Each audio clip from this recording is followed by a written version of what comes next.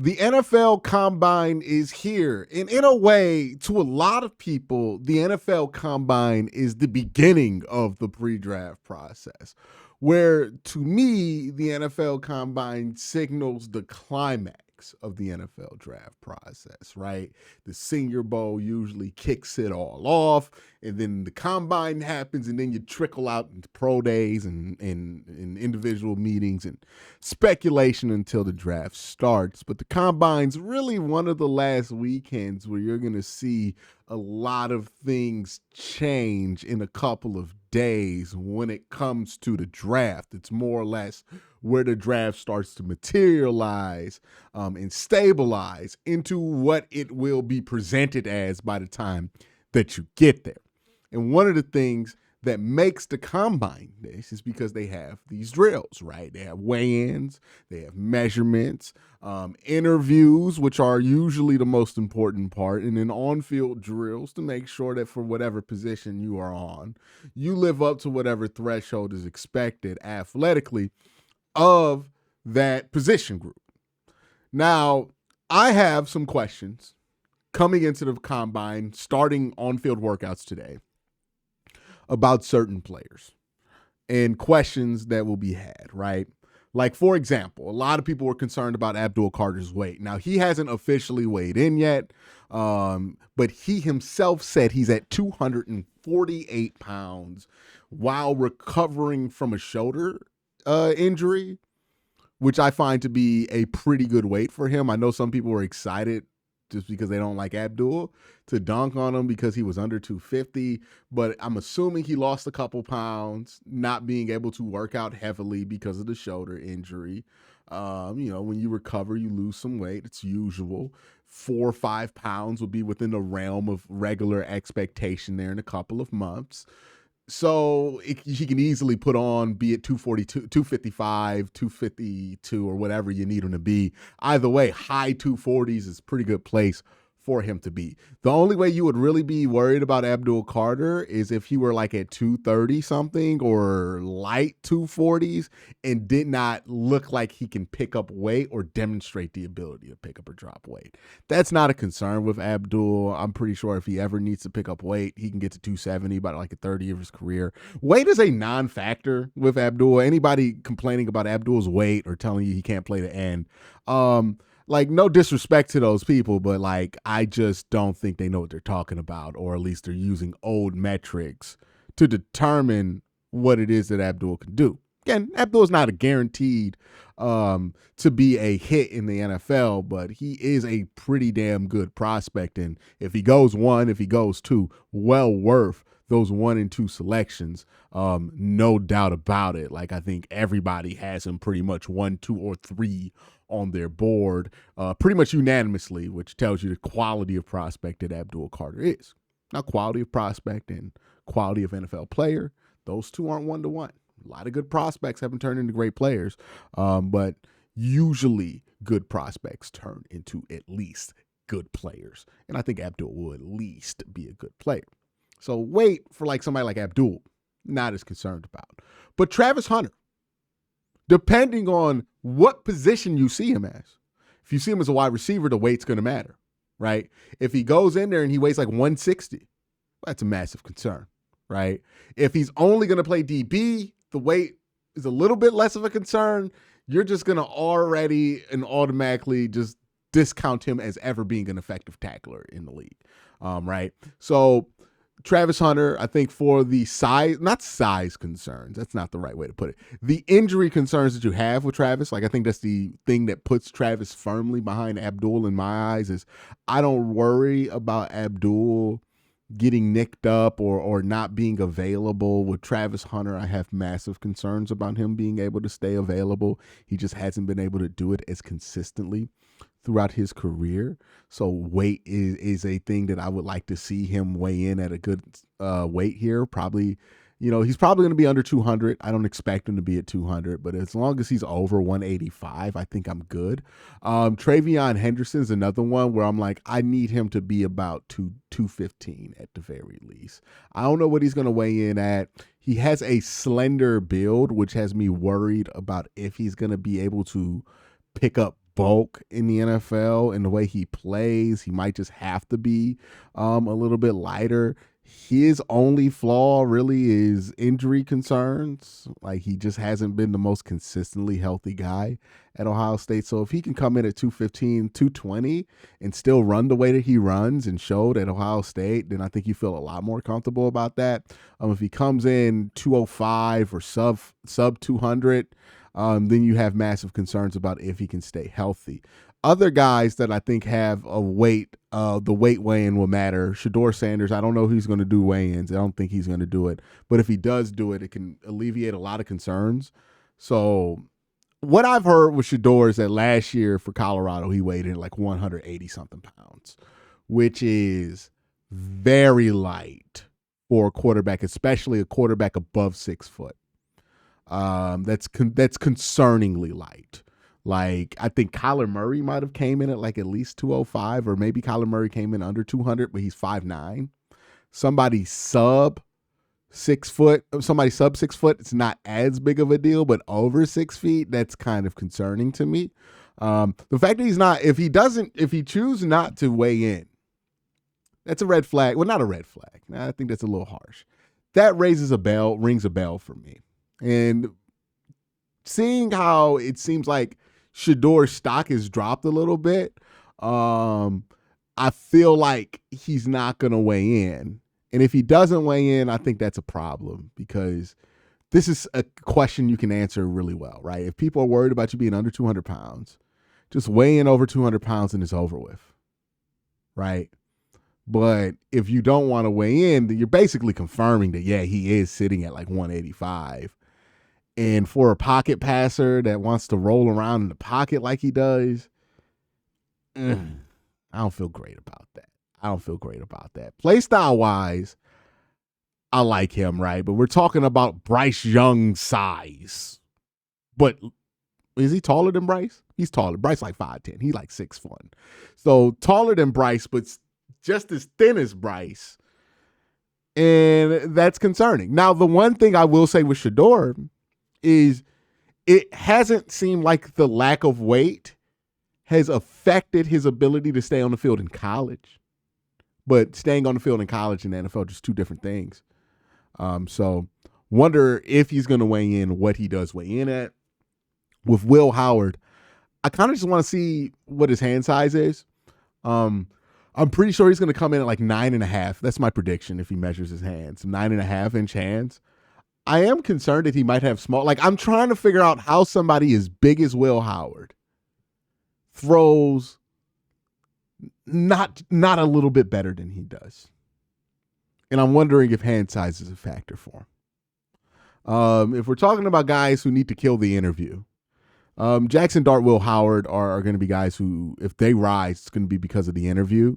Jackson Dart, I'm not sure if he's going to kill the interview as much. It's hard to judge that based on what you see on film, because what people know in a education setting versus how they apply it on the field can be two completely different things, right? Like Jalen Milroe, for example, excellent student. I'm pretty sure he's going to knock out the park any pre-draft interview he has with anybody that's like whiteboard based. I'm pretty sure he's going to kill that.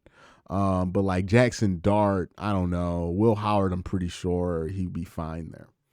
But there are some guys, other edges, that you have questions about. Mike Green has had a off-the-field case pop up. If you don't know, Google it. So you're going to want to ask questions to Mike Green about that and do some digging about his character just to make sure. James Pierce, the edge rusher out of Tennessee, I've seen a lot of people hyping up. Big question mark about whether he has a off-the-field issue. I've heard things from people who hear things that James Pierce has had some bad interviews already, and a lot of people have him marked as a character concern. Now, sometimes this can be for good reasons. Sometimes this can be for silly reasons, but I've heard that James Pierce has been tagged with might have some issues there. Trevor Etienne is another one. I think he's one of the most talented running backs in his draft class, and straight up like one of the better ones. I just don't know what the off the field is like for him. He did get suspended of Georgia. I think he was racing. Georgia had a huge problem with guys racing cars, especially after the incident that happened that made Jalen Carter fall to aid. So Trevor Etienne, that's another one where the interview is going to matter a ton. Everything else, like the drills and the way I would suggest fans look into the combine is every player is there to answer a different question. Some players are there because the questions they need to answer are mental. Some players are there because the questions that they need to answer to scout are physical. And those physical questions that you need to answer vary depending on what player, what position we're talking about, right? Like a 40-yard dash. I don't think anybody cares about your 40-yard dash if you're an offensive tackle. What they do care about is your 20-yard shuttle, sometimes your three-cone, right? Like that matters for offensive linemen. Wide receivers, 40-yard dash does matter a little bit, right? Because you're going to be asked to run 40 yards in a straight line every once in a while. Your three-cone matter. Your 20-yard shuttle depends on what kind of wide receiver you are, if it matters or not, right? Like you're not going to really care that Mike Evans doesn't have a great three-cone or 20-yard shuttle, or even a 40 time because Mike Evans is there because he's giant. But some other wide receivers, smaller guys, that's going to matter. Like, for example, Elick Ayamaner. He is a fringe first-round pick, maybe an early second-round pick candidate. Reminds me a lot of Amari Cooper in Cleveland, of the way he plays. What I want to see with him is the testing. How fast is he actually?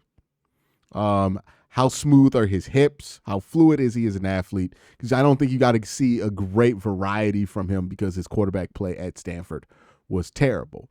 Something's up with Tet, right? I saw Mel Kiper take him out the top 20.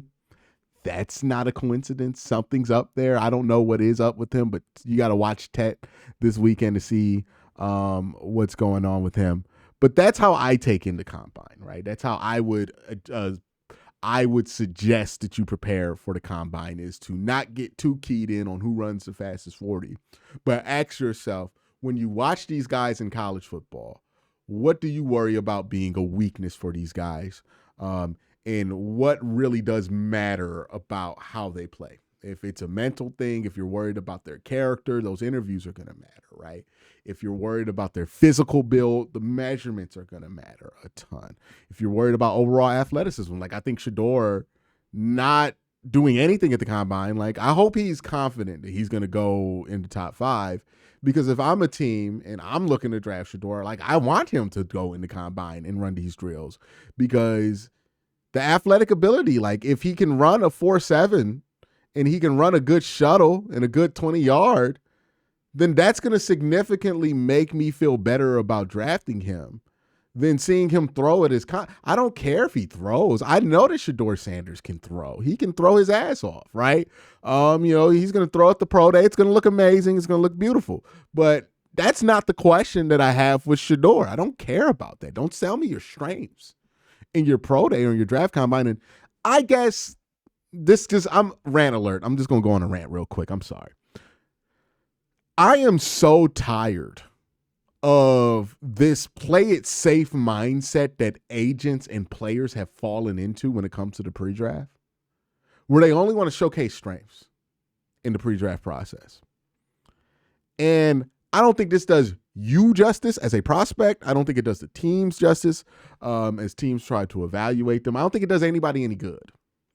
Because why in the world would I want to watch Shedeur Sanders throw 30 times in air against air? I have no questions about Shedeur Sanders' arm or his ability to throw on a dime. Shedeur Sanders can throw the football. He's the best pure passer in his class. Hands down. He is, right? Now, arm strength, does he have the greatest arm strength? No, but his arm strength is pretty good. Well, not pretty good. I would say it's fine, right? It's not mediocre. It's above mediocre, right? It's fine. He can throw every pass. So why do I care if he demonstrates that against air in a pro day? But like, you know what would matter? Some athletic testing. Like maybe what they're telling us is that internally they're getting bad numbers, so they don't want to put it out there. But now you're allowing my imagination to take over. If you just didn't want to run it because you're going to run a 4.8, and like a decent shuttle, then just run the 4.8 and run the decent shuttle so I can know what you ran, so I don't have to worry about my imagination carrying my evaluation. Because if you don't do it, I'm going to assume, oh my God, he's like 180 pounds. Oh my God, he's super light. Oh my God, he is super slow. Maybe he runs worse than the 4.8. Maybe that's why he didn't run it. Like, he's not a knockout enough candidate in a lot of these prospects who choose not to do drills. I think Will Howard too as well. They're not knockout candidates. Like, if you are Trevor Lawrence, a year where everybody has you number one on their big board, yeah, don't do shit at the combine. Nobody cares. If people have made up their mind, cool. But if you're one of these candidates with draft picks who ain't that, then what are we doing? What are we doing? But anyways, back to the main point. With the combine, that's the questions you want to ask to figure out whether it matters or not. I know a lot of people go, the combine doesn't matter, or people see the combine really matters. It's somewhere in between. It's a case-by-case basis, right? Some players, their combine, for some drills matter. For some drills, it doesn't matter, right? That is how it works. So tailor your expectations for the combine based on the player itself and not necessarily on the expectations of the combine itself, right? So do that and you will be fine. The combine is a tool to confirm what you've been seeing when you watch them on TV, when you watch them on tape. That's the best way to go about it, right? Does the combine confirm some concerns that you have, or does the combine alleviate some concerns that you have? It's not of the Bible, right? You don't just draft somebody straight up off the combine, but it is helpful to put a static number and compare that to the database of other numbers when it comes to athletic testing, for sure.